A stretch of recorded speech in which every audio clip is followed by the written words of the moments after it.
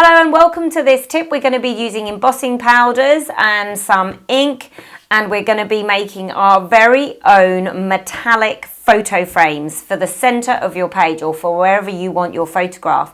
Now what we're going to do is we're just going to start with using our ink pads directly onto our page. Now it might seem a little bit drastic, but don't worry, we're going to do some practices first and then I'll leave you to go straight on it, because it really is a lovely technique and it's a rustic look, so it doesn't matter if it's not perfect.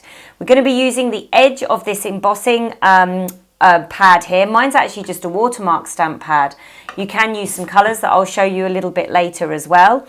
We're just going to be using the corners and creating a square or a rectangle, whatever shape your photograph is, and I'm just going to do some little dabs either side, and so it just sort of texture really around the photo frame.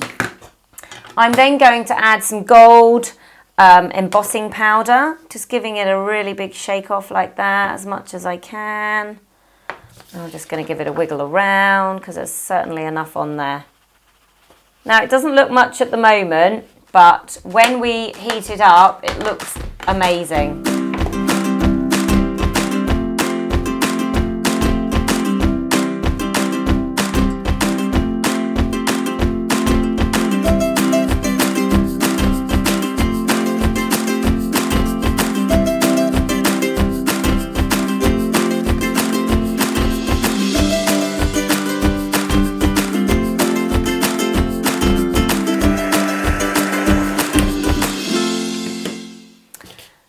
Okay, so I have used a heat gun on that just to really finish it off, and it looks absolutely fabulous. Now I like the rustic look, but if you wanted a more of a refined kind of look, you can mask up the area that you want to make your frame with and make it really clean look, or you can leave it like that.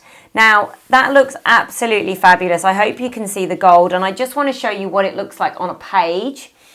Here I have layered up some gold and some silver, and I stuck it through a little stencil that I had there, and with the stripey it looks absolutely fantastic. So I'm going to build that page out now, making sure I've got all of that lovely metallic in there. Here I've played around with some colours that I really liked. I added some gold. This one I only embossed the gold section. All of this is just a normal ink pad that I have gone through, and I really love the effect of it, and I'm going to be using it a lot more in my scrapbooking. So I hope you've enjoyed this class. It's very easy and it creates such a unique look.